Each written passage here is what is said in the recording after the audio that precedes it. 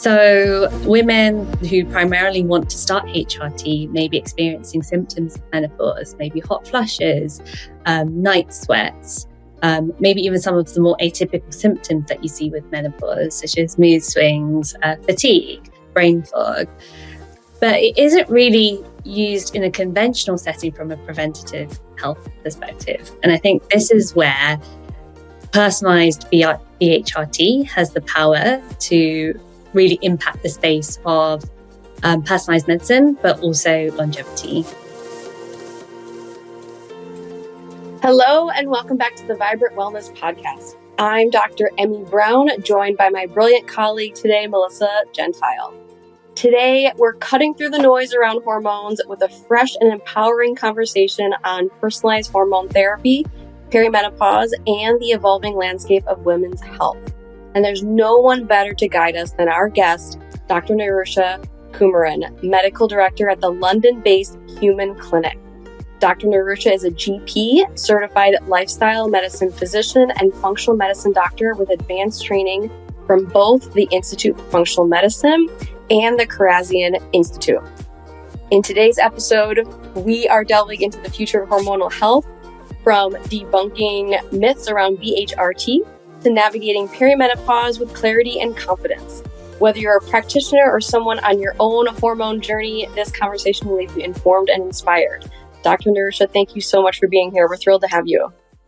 Thank you so much. Really honored to be here with you today. Thank you, Dr. Nirusha. We're really excited to dive into the conversation today. And we're so excited that you're on the podcast here with us. And I want to kick it off with just kind of talking about the foundations of hormonal health. It's such a large topic kind of in our field here. So in your experience, how early should people, and especially women I'm speaking to, start paying attention to their hormonal health? Yeah, so this is a really good question because I think the earlier you can, the better, really. So hormonal imbalances can present at any stage of life. So you can have hormonal imbalances right from the very get-go, from when you first start your periods, which is typically termed as menarche, which is your first menstrual period. And it's quite common in that teenage phase when you're first getting your periods to experience irregular periods, potentially even heavy periods. A lot of hormonal acne can present in your teenage years. So paying attention to your hormones actually from a young age is really, really important. But really through every stage of life. So in your 20s, being able to track your cycles, especially in the lead up to maybe a fertility journey, is really important. And then again, perimenopause, menopause. So literally in every stage of life, I would say understanding your personal hormonal balance is key.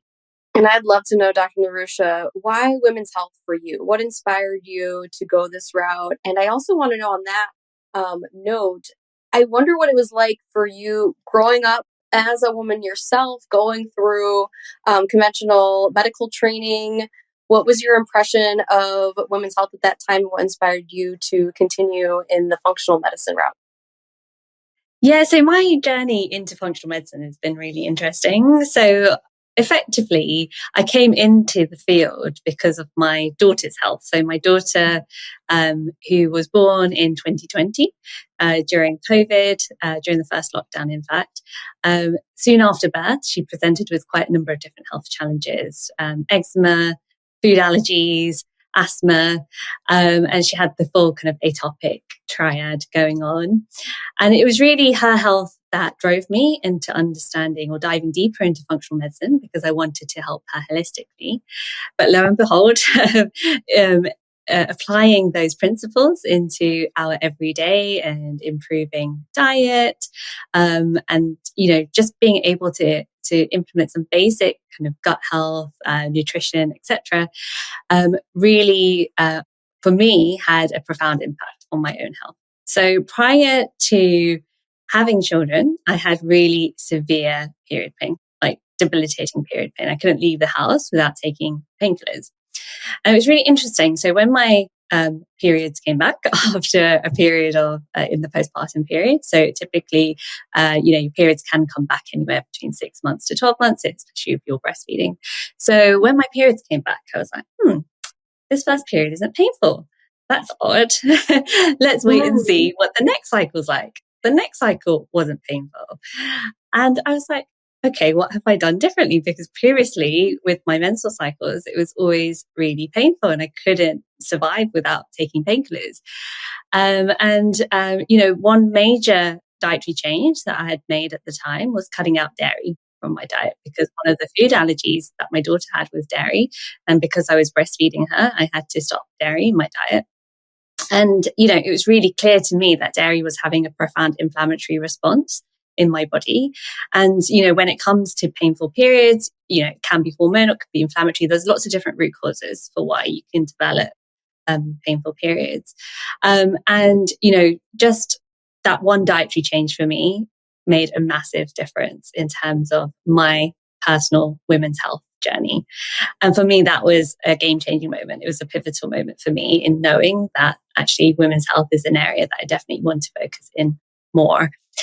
And then really just the countless women that I've worked with have been inspirational along my kind of functional medicine path. So, especially from coming from a conventional general practice background, looking back at my practice, now I can put the dots together and I can see that typical perimenopausal patient that came to see me.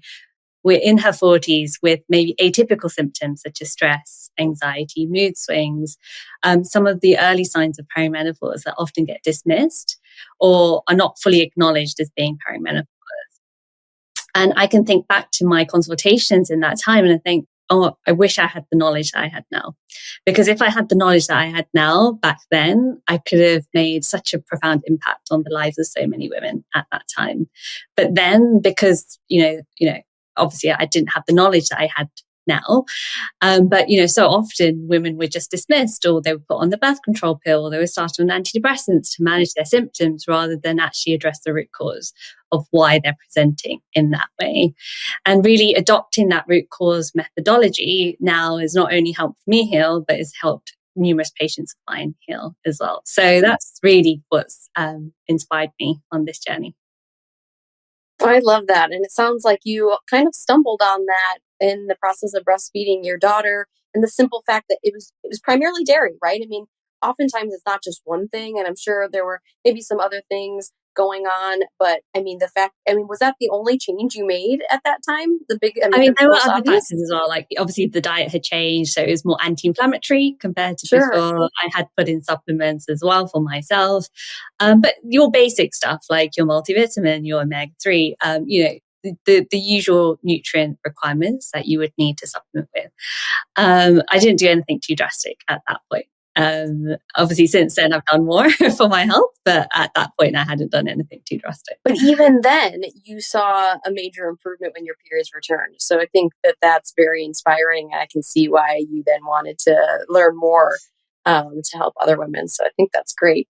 And I want to segue now into hormone replacement therapy and bioidenticals in particular. And I think that there's still at least a little bit of hesitancy and uncertainty in this arena. So I'm glad that you're going to speak to it. So I wanted to preface this with the fact that I recently read the American College of Obstetrics and Gynecologists, the North American Menopause Society, and many more medical societies now endorse HRT for symptoms of menopause. And so that might be news for a lot of our listeners out there, including providers. So I'm curious, Dr. Nirusha, what are the parameters, generally speaking, used nowadays to determine who's a good candidate? Yeah, so typically when you're thinking about HRT from a conventional perspective, it's really only used for symptom control. So women who primarily want to start HRT may be experiencing symptoms of menopause, maybe hot flushes, night sweats, maybe even some of the more atypical symptoms that you see with menopause, such as mood swings, fatigue, brain fog.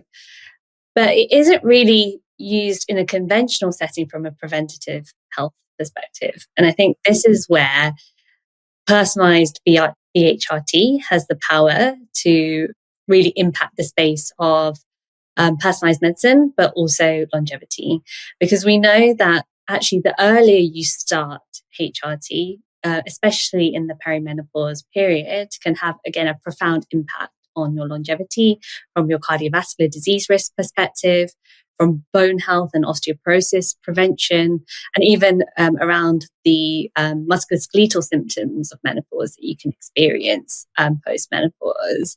So again, so it's just really that mindset shift. I think that still needs to take place from a conventional setting. But I think, it's definitely much better than when I trained in medical school. When I trained in medical school, it was very much HRT is bad, don't prescribe it. It will cause breast cancer. There was a lot of scaremongering around the use of HRT.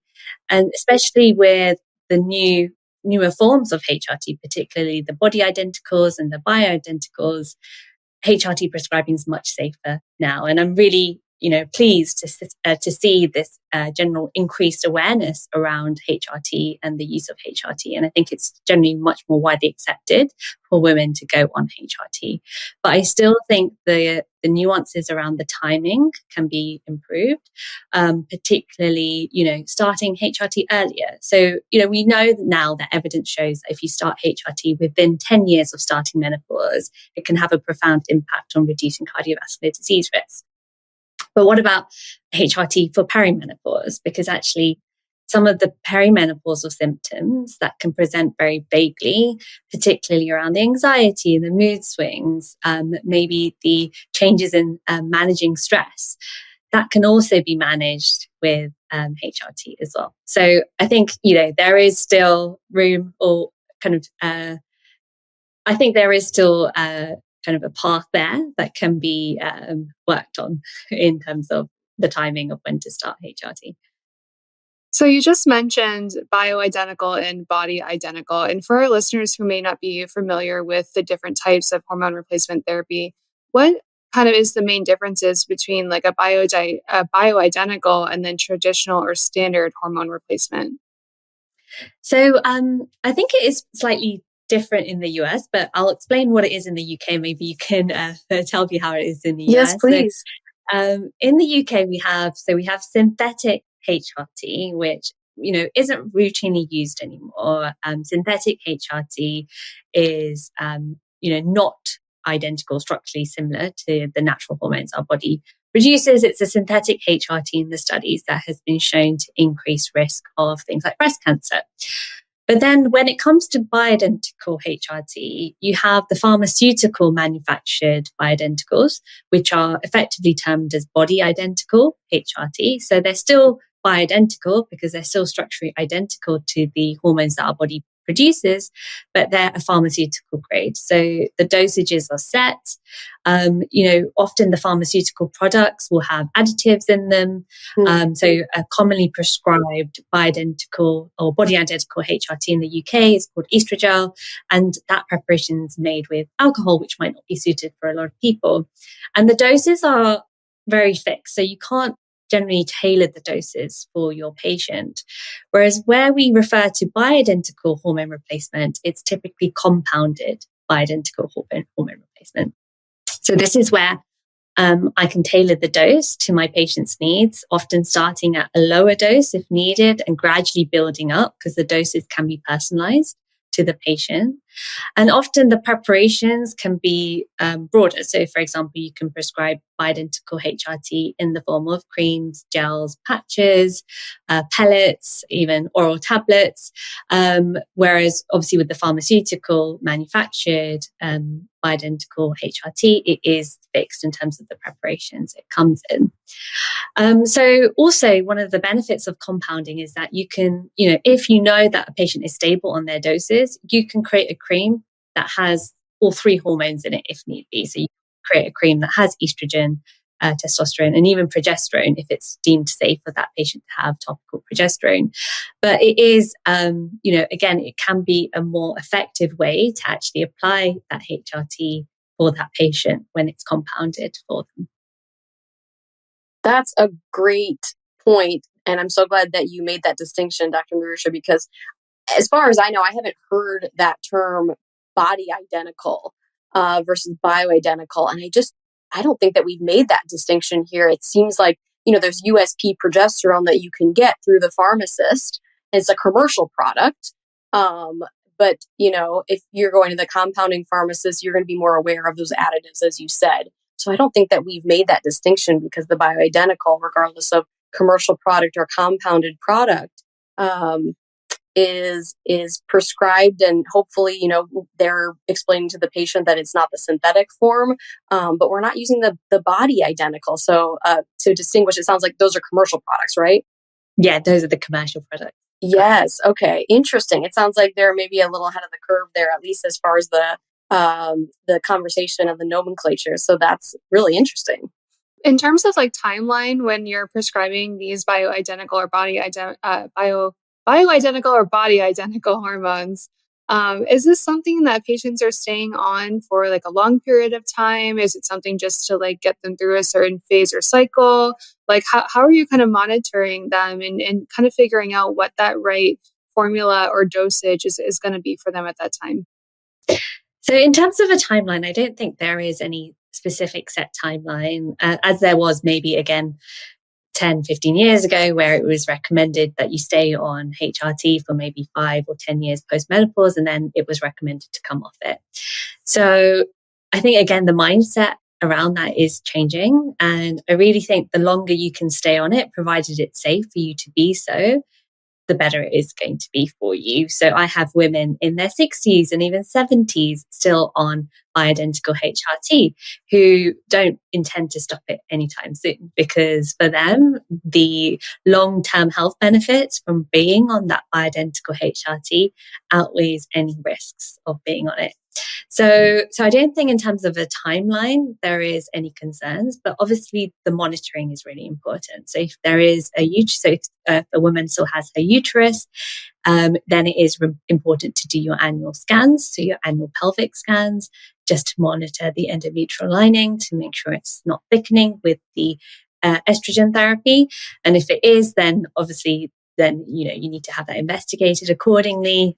Maybe get referred to a gynecologist, have a biopsy if there is any evidence of endometrial thickening, just to rule out any underlying sinister problems that could be associated with a thickened endometrial lining. But otherwise, it's also a really helpful way to tailor the dosage, because say, for example, when it comes to unopposed, when it comes to estrogen therapy, if there are any concerns around thickening of the endometrial lining and if any sinister issues have been ruled out, then it might just be a case of tweaking how much progesterone they're on. And that, again, can be really helpful to determine. But I also am a strong believer of testing. So, I very much follow the principle of test, don't guess. So, blood testing at the beginning and again at set points during the hormone journey. So in their first year of starting HRT, I would ideally want to do their bloods every 3 to 6 months, just to make sure I can optimize their dose based on their blood hormone markers. Also, ideally, for women starting out on BHRT, I would also like to do some urine hormone metabolite testing to see how they're metabolizing their hormones, particularly estrogen, because we know that, again, from a functional perspective, that estrogen can be metabolized into toxic metabolites such as 4-OHE1, 16-OHE1. So I would ideally like to see how they're metabolizing their estrogen as well.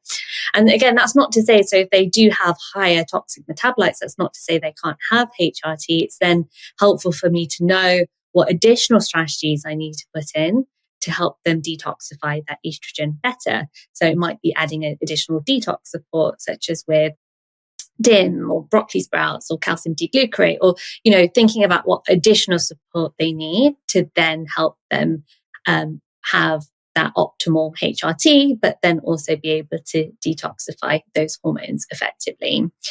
And then another test I like to do on my patients is nutrigenomic testing. So again, from a genetic perspective, to see how they could be metabolizing their hormones, because again, that can be really helpful in terms of a long-term HRT strategy for them as well. But typically, once they're stabilized on their dose, so if I know that how that kind of HRT for them is working in terms of symptom control, the blood markers look good, then really it's a case of annual follow-up to make sure that, they're still happy on that regime, their symptoms are still being managed, doing their annual testing, as I mentioned, with the pelvic scans, blood testing, and also an annual mammogram is also recommended as well. What about route? Topical versus, you talked about compounded progesterone, estrogen, and testosterone all in one. That sounds very convenient. Of course, many people out there are familiar with oral progesterone.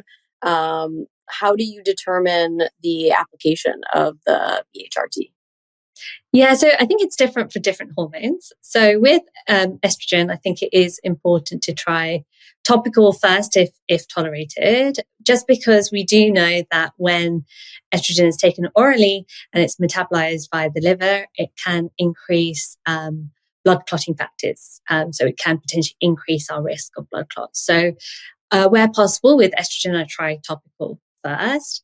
Again, I think the jury's still out in terms of when that risk with oral estrogen begins. So particularly if they're in the perimenopause or the early menopause, say from 50 to 55, it may still be possible to use oral estrogen. And there has been, again, some evidence to show that oral estrogen is better in terms of a lipid lowering effect. So if there are issues with cholesterol, maybe the oral estrogen might be more beneficial for them.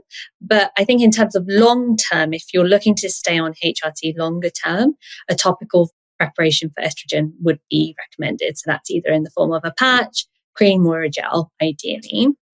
When it comes to progesterone, again, this is where a personalized approach is needed, because whilst oral progesterone I would say is my recommended form or my preferred form of oral progesterone, a lot of women can't actually tolerate oral progesterone very well. So again, trying it, see how they find it. If they don't tolerate oral progesterone, then maybe going to topical or even vaginal progesterone as well can be effective for some women. In the early days, again, when you're first starting out in the perimenopause period, topical progesterone works really, really well. So, if you're starting to see those early changes in the hormones, because estrogen is rapidly fluctuating, it can be harder to actually use estradiol or estrogen HRT in the perimenopause phase, because actually it's constantly going up and down, and you might actually end up with symptoms of estrogen dominance if you use estradiol in the perimenopause period, whereas progesterone in the perimenopause period tends to be really well tolerated and actually can be, again, game-changing for women, because a lot of the initial symptoms in the perimenopause often happen because of the progesterone decline, because the progesterone decline is actually steadier compared to the estrogen decline. So starting topical progesterone in the early stages of perimenopause can be really helpful, but certainly post-menopause, especially if you have a uterus present, an oral progesterone is safer for you to protect the endometrial lining. But obviously, if oral progesterone is not tolerated, we can use topical progesterone. We just need to be cautious with it. So, that's intense monitoring in terms of obviously any symptoms such as vaginal bleeding, but also the annual scans that I mentioned earlier. Right. And then in terms of testosterone, topical testosterone, again, is my preferred route for testosterone therapy. And again, the dosage for testosterone can be very variable. So some women can get away with really small doses. Some women need higher doses. And again, I think the personalized testing approach for testosterone is really important as well. And you mentioned, Dr. Nirusha, some women can't tolerate oral progesterone. So quickly, I want to revisit that. What do you see in those women who aren't tolerating it? What kind of side effects? Yeah, so it's really quite non-specific. So I've had women report symptoms of actually worsening anxiety and insomnia, which is interesting because progesterone typically acts as an anxiolytic and actually can help with sleep. But for some women, it actually does the opposite. And it's not very clear why, but I think it's how the progesterone interacts with maybe the GABA receptors in the brain. But yeah, and then some women also report increased water retention when they have oral progesterone as well. So still a bit of a puzzle for me in terms of why they're not tolerating the oral progesterone effectively. But, there are ways to mitigate against that. So using the topical or the vaginal progesterone can be a safe way.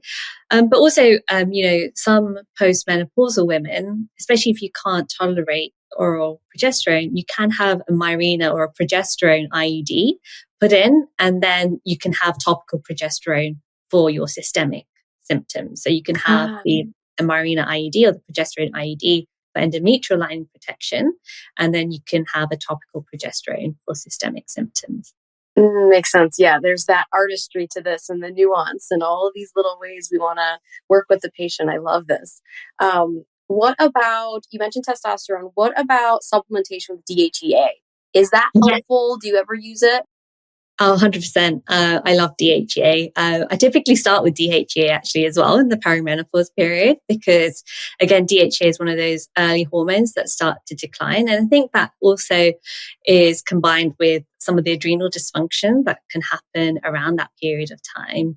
I do find that adrenal dysfunction kind of goes hand in hand with this perimenopause to menopause period. And I think it's really important that a practitioner acknowledges adrenal health, really kind of as important as hormonal health. And we know that, with the HPAT axis, it's all interconnected anyway. But I certainly see that, as you can get adrenal stress or adrenal dysfunction, your DHEA levels can start to decline because of that. But then also with menopause, your DHEA levels will also start to decline. And DHEA is, one of those great hormones that is not only metabolized into your sex hormones, so your estrogen and your testosterone, but is also really beneficial to support stress functions, so supporting adrenal health, but also supporting immune function as well. So really like DHEA. And again, the dosages can vary. So some women may need some, a low dose, like maybe 5 milligrams. Some women need even higher, can go all the way up to 25 milligrams if needed. But again, testing really key for DHEA as well. So I do test blood levels of DHEA in all my patients. And if there are signs that the DHEA is low, even just starting with DHEA alone first can be really beneficial for some patients. So again, this is where that personalized approach is really important. Right. Which speaks to the guidance for these. In some cases, there's supplements. I don't know if DHEA is available as a supplement in the UK, but it is here, which is, a little surprising to me that it's available for anyone just to purchase off the shelf. So obviously, I would think that, as you said, monitoring with bloods, as you say over there, blood testing is so important to really personalize. And I would be nervous and to recommend that somebody just take it without any guidance there. So unfortunately, fortunately, I don't know, but DHEA is prescription only here in the UK. So unfortunately, patients can't go and just purchase. That's how I think it should be. My 2 cents there, at least. What about herbs? I'd love to just, spend a little time here overall for hormonal support. Maca, ashwagandha, an Ayurvedic herb, shilajit is another one that's popularly used to support testosterone levels. Do you use those? Yeah, 100%. So again, taking a very personalized approach, a lot of patients actually want to try the herbal rope first. So, and I do find, especially for the adrenal support, the adaptogenic herbs can be really, really beneficial. So especially to calm that stress response, I love using things like ashwagandha, L-theanine, rhodiola with my patients. And then Shilajit can be a really fantastic tool to naturally boost testosterone in both men and women. So do recommend that as well. I find that some of the other herbs that have been used for typical menopausal symptoms, like black cohosh, isoflavonoids, that kind of thing, that is a bit hit and miss with that. Some women get benefits from it, some women don't. But I suppose also just need to be mindful that whilst those herbs can be helpful to alleviate the symptoms of menopause, they're not going to be helping, again, with the long-term health benefits that HRT typically offers. So again, from a cardiovascular disease risk perspective or a bone health perspective, those herbs might not be as beneficial. But certainly, I love all my adrenal supporting herbs. So again, the choice depends on the patient. So some people need more calming adrenal support herbs.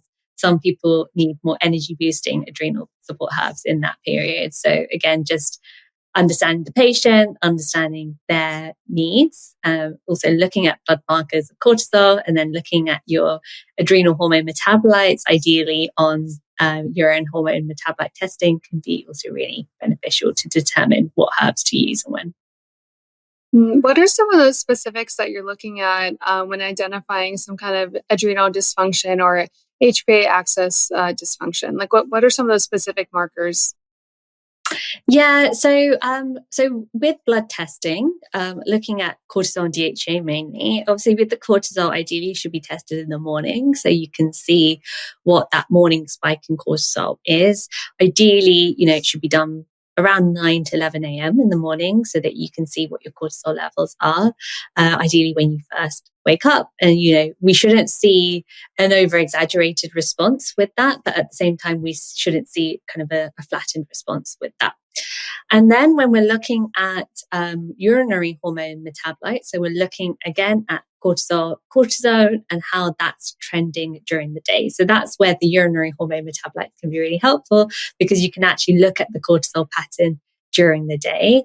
And you can see, for some people, it might be normal in the morning, but it might shoot up in the afternoon or the evening. And so being able to track that rhythm can also be really beneficial for some patients. And also for some patients who find that, for some patients, you need to convince them to adopt stress management techniques. I think, it's, I don't know if it's a mindset thing or, it can be really difficult to actually get them to adopt stress relieving practices. So when you do that test and you can actually show them quite categorically, okay, this is where your cortisol is spiking, this is why you need that additional stress support, can be, again, game-changing to get patients to comply and to actually see the benefits from some of the support measures that you're recommending. It's almost like you kind of know what's going on as a practitioner, but sometimes it's like the testing is even to support the patient in their decision or motivation to make certain lifestyle choices and changes and adjustments there. So I think we've all been there at some point where we want to kind of see the proof before we make any changes. But I do also want to transition into some of your clinical experience and some case studies if you're open to sharing some. But I want to ask you, like, how common is it for patients to present with vague symptoms like fatigue and brain fog that can actually track back to hormone deficiencies? It's really, really common. I think that's, again, one of the key reasons why patients come to work with me in my clinic, because they have these unresolved symptoms that they just haven't got to the bottom of in conventional care. And again, often it's dismissed as being normal or just being part of everyday life. And it is these symptoms that can be quite debilitating for patients. So particularly around the brain fog, the fatigue. And for some patients, it's just, they've just lost that ability to function as they once did maybe five years ago. And, this is quite concerning for a lot of women, especially those climbing the career ladder. At work, they might not be able to perform as they once did.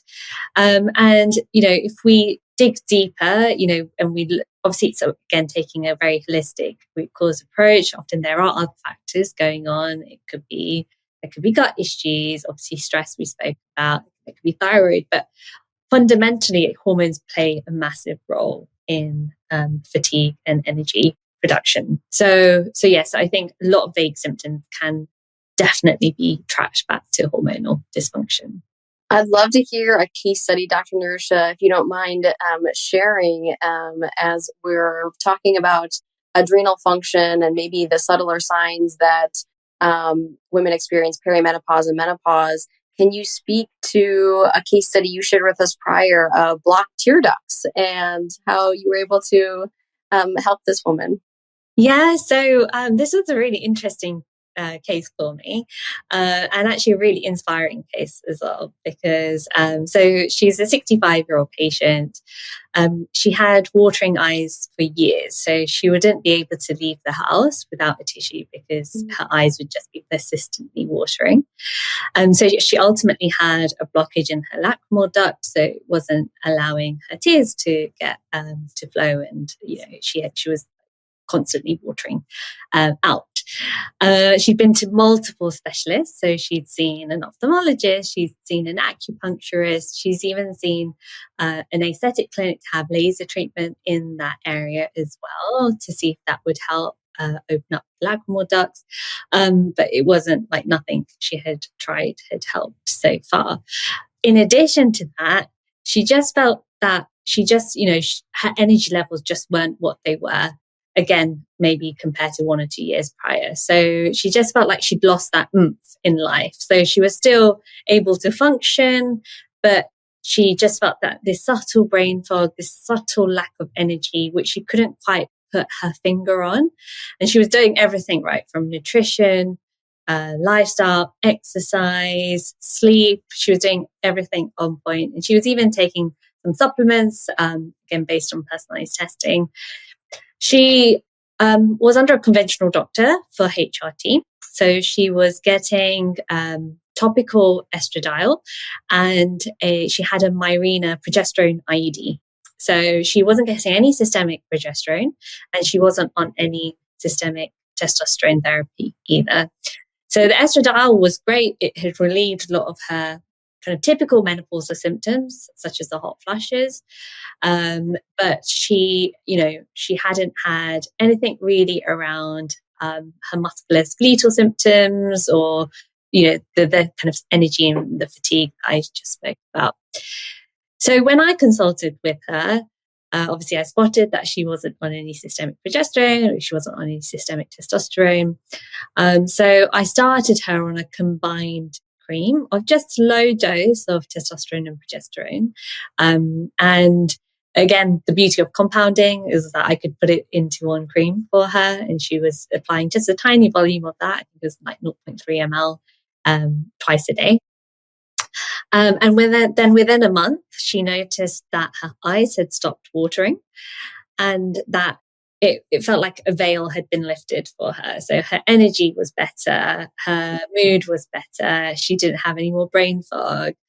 And that happened all within the space of a month of starting her on topical testosterone and progesterone therapy. So she was over the moon. It was just, again, taking that holistic approach and connecting the dots, and also acknowledging that actually with testosterone, it's so much more than just libido. So a lot of people associate testosterone with or the need for testosterone for low libido. And actually, even conventionally, it's only really recommended to use testosterone in the case of hypoactive sexual desire disorder, so HSDD.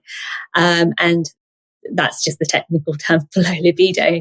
But actually, testosterone has so many benefits from like all across the body. So from muscle health to joint health to brain health, cognition, skin, all your soft tissues, even your eyes. And so just being able to recognize the importance of testosterone, which is, I think it's still kind of a very underutilized and under-recognized hormone when it comes to HRT, and being able to implement that on her and to see the benefits was, again, game-changing. Amazing. I love hearing those stories.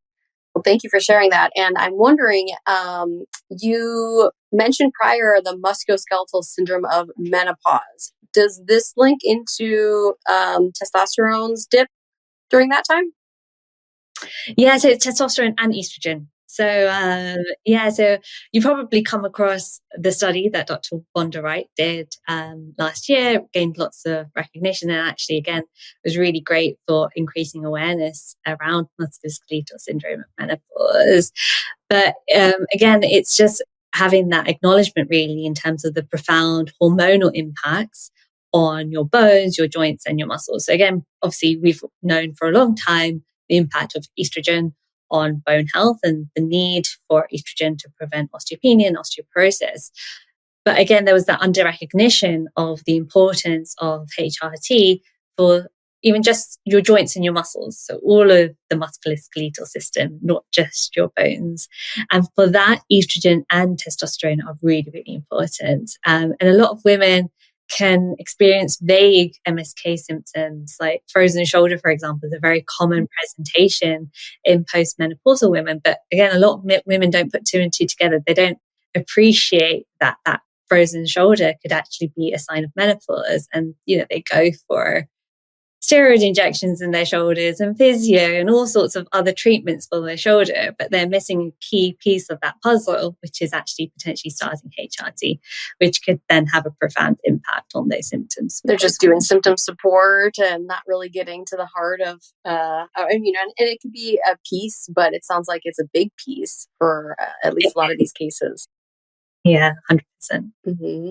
And that begs the question, are you using BHRT for prevention? I know you spoke to that a little bit, but I mean, I had an attending when I was in medical school who had frozen shoulder, and she was miserable. I mean, she was still working and coming to shifts, and she was miserable, poor thing. And that really stuck with me. And I'm sure there are women who are well educated, and they're coming to you and they're saying, I don't even want to risk that. And if they're a good candidate, are you putting them on preventatively? Yeah, 100%. I think, again, this is the beauty of working in the field of functional longevity medicine, is that we have these tools to implement, from early stages, because women who come to see us have that prevention in mind. They have health optimization and longevity in mind as one of their main goals. So certainly thinking about what strategies I can be putting in place to help them optimize their health for the long term and improve their longevity for the long term. So 100% BHRT is in my strategies when it comes to preventative health. And what are some other top non-negotiables in your protocols for supporting women's hormone health? So the fundamentals are key. So, it's really important to lay the foundations first. Things like BHRT are tools, but they're not the foundation. So the foundations are really, really important. And so that's, optimizing your nutrition, ideally ensuring more of an anti-inflammatory approach, because again, from studies, we know that the anti-inflammatory diet has been associated with long-term health benefits. Daily movement is really, really key, especially in the perimenopause to menopause period. We know that the metabolism of a woman will change. And so some of the workouts that they may have done previously may not be suited for them now. So understanding what movement that you should be putting in for yourself is really, really important. And, some form of daily movement, and really ensuring that you incorporate strength training and prioritize strength training, minimum 3 times a week, but more if tolerated, and stress and sleep management. Those are, I would say, the top non-negotiables when it comes to laying the foundations for hormone health. And then we can start layering things on top. So then, you want to be thinking about gut health. So we know that gut health is foundational, again, when it comes to how the rest of the systems in our body is functioning, because the gut is intricately connected to pretty much every single system of our body. And our gut health is really important for things like hormone metabolism and detoxification. So ensuring good gut health after that. And again, taking a personalized strategy to gut health. So not following an all one size fits all approach, but thinking about, okay, what personalized nutrient support do you need? Do you need additional gut healing? Do you need any specific probiotics or prebiotics? So again, more targeted gut support. And then detoxification support, I think, is really key when it comes to hormonal health. Again, simply because we're living in a toxic soup. We're literally surrounded by chemicals, a lot of which can be considered as xenoestrogens or endocrine disrupting chemicals, which are going to be affecting our hormonal balance. So that's not helping that hormonal picture. So being able to, limit exposure to those, but also supporting our detox pathways through our liver function particularly, but also our gut, our kidneys, just so that we are effectively detoxifying any toxins that we are being exposed to. And then I would say another really important area that's often overlooked or not really prioritized, I would say, is blood sugar management as well. Because again, as we go through menopause, unfortunately, it can affect our metabolism, and our insulin sensitivity. So we're more at risk of developing insulin resistance. And so again, blood sugar support, optimal blood sugar management is really key. And again, using any personalized tools, such as maybe a CGM monitor for a short period so that you can assess your personalized response to the foods that you're eating, and then adopting principles just to help maintain a steady blood sugar. Amazing. I think we covered it. I mean, I had a couple more questions, but you included all of it, Yeah. Dr. Nirusha, the gut health, the detoxification. I am curious on the detoxification aspect of this. The urine hormone testing is helpful for that. So I just want to point that out, that can be a nice way to make sure that we're detoxifying our hormones appropriately. In addition to stool testing, and you mentioned calcium D-glucarate, beta-glucuronidase is something that can lead to recirculation of estrogens and toxins. So as I mentioned, for our listeners out there, we really want to approach testing holistically, and it sounds like you're doing just that. So thank you so much for speaking on that. I did want to ask if you do any toxin testing, like separate from the hormonal testing, if you're seeing just to look for like endocrine disruptors or plastics or microplastics. Are you looking for those as well? Or is it more of just an assumption that we're all exposed to these things, so we need to be a bit more proactive in that area?